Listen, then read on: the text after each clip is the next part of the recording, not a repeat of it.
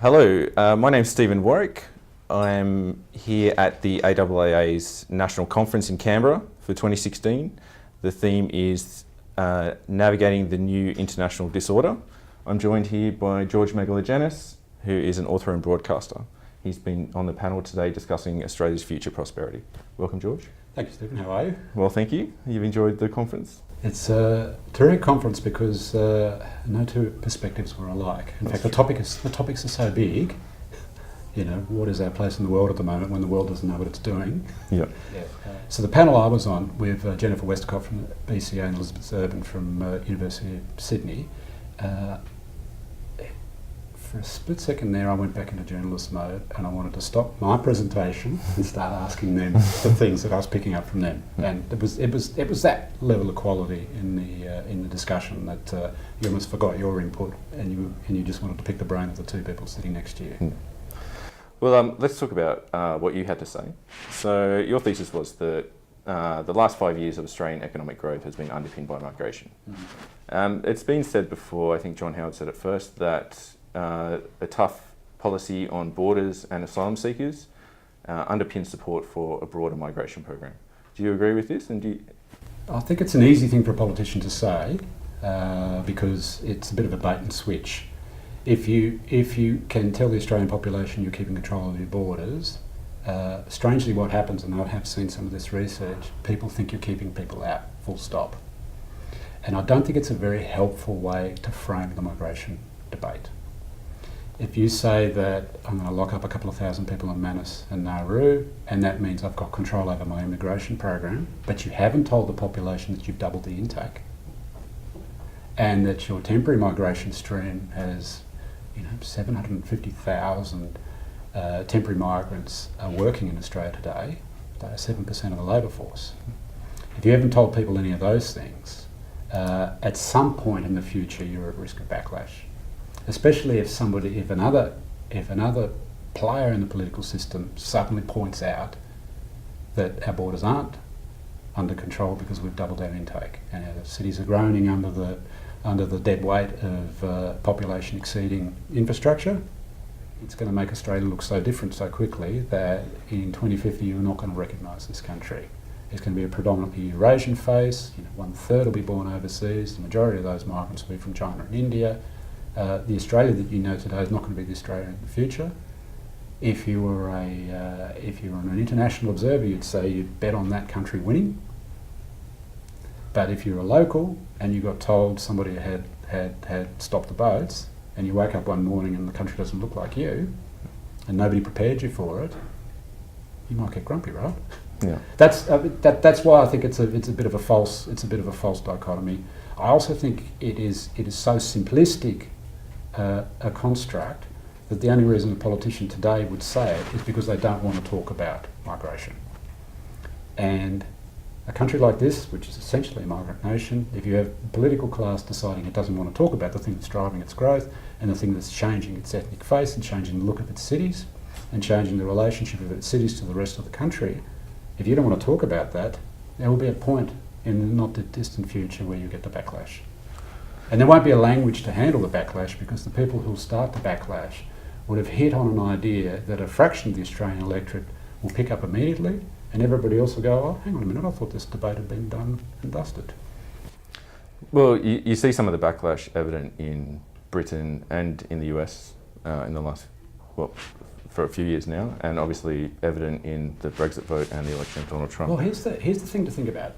What Britain has done with Brexit, and you can argue that a special relationship between Britain and Europe was always going to be problematic, especially in the 21st century. But what is Britain as a concept? Britain is literally the first open society after Athens and Rome. Literally, the first global settlement, globally minded settlement. The 18th and especially the 19th century were British centuries, ruling the seas. They were one of the biggest sources of emigration on the planet in the 19th century. Not just the Irish who were fleeing famine, but British.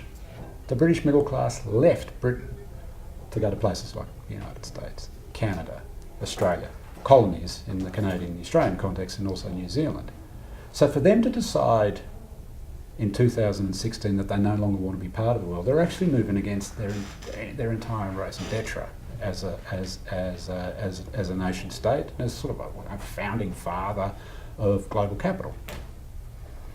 So you think if we don't start to acknowledge how rich our multicultural and our multicultural history and the history of migration in Australia, the benefit of it to Australia's prosperity, is there a chance that we'll go down that path?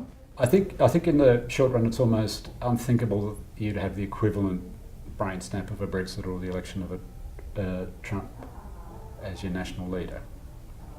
So these are distinctly American and British expressions of a lack of confidence in the 21st century is probably the best way to describe it. I can paint you a scenario of the next 10 to 20 years on present trends where we become, not just remain at the very top of the global income ladder, but we are the world's first genuine, fully functional, rich Eurasian nation. But there's a significant part of Australia, and there are parts of Australia already that are demonstrating post the mining boom that they're struggling to keep up, in Queensland and WA for instance, and in rural New South Wales, and certainly in Tasmania, and certainly in South Australia. There are parts of Australia that aren't connected to this global story. And I think the question for public policy in the next 10 to 20 years is how do you make sure you lift all standards in Australia? So how do you make sure that the local born can keep up with the new arrival? This is a unique problem to the 21st century. It's a good problem to have, but it is a unique problem. An Australian political mindset has never been in this headspace before. So not that my parents are significant, but my parents' generation is quite typical of a lot of the post-war migrants. They start at the bottom of the income ladder. They register their success in the new world through home ownership, and then you count the benefits, and this is where the multiplier comes, in the sort of professional achievement, tertiary degrees and high income jobs in their Australian born kids. So it's a two generation story. And we're very familiar with that being the thing, looking back on the post-war migration program, is what worked. Today, majority of migrants arriving in Australia today are skilled and they're taking full-time jobs. They're not starting where my parents started, at the bottom of the pile, and waiting for my generation to climb the ladder. The new arrival starts at the top. So you've now got a reverse, almost a reverse public policy need to look after the local born. In America, you've got a big chunk of the population that does not relate to its growth centres on the west and the east coast. A big chunk of the population. In Australia at the moment, fortunately, most people are in the growth corridor in the southeast corner. Most people are still here. But if you get to a point where the first 1 million people that live in a Melbourne or a Sydney are global citizens, and the next 5 million that live in a Melbourne or a Sydney could pretty much be living anywhere in the world, and they could be Trump voters, and they don't feel connected, then you've got a problem. And I think that this is the thing we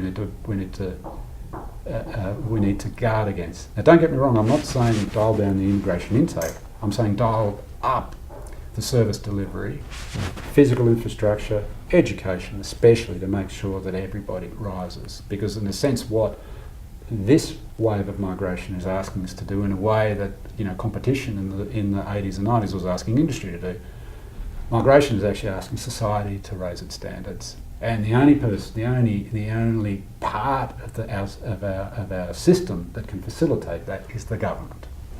And it's the government playing an active role, not just in the physical design of cities, but also in the education system. Just briefly, you referred to this in an Australian context as there being two Australias, one the southeast corner and then the rest of Australia, which is Western Australia, Northern Territory, Queensland essentially, which is more dependent on resources. Yes. And then this is potentially where the rift will be, the same divide that you get in Middle America. Yeah. So how could we remedy that? Like the same kind of affirmative action policies that were taken for migrants in the So it'd be very difficult to make WA and Queensland look like the southeast corner anytime soon. So you do have to start thinking about how to include them in other ways. But you also have, and I'd go back to the idea of cities planning, you do need a big decentralisation agenda, and you do need, I guess what the population story is going to be demanding of government, it's not just design of cities, it's land use, it's environment, so water use. Take it back a step to land use. what is the mix between urban and green wedge and agriculture? What is your resource base? Do you really want your resource base? Do you really want to bet the house on the next 50 years of coal and iron, or is continue to deliver a steady income stream, especially one that is only going to employ about 100,000 people directly in the mining sector, maybe 200,000, and a population of 24 million rising to 40 million.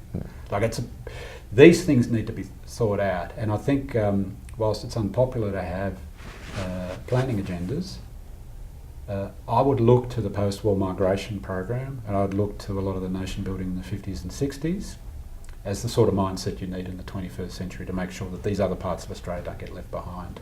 Yeah.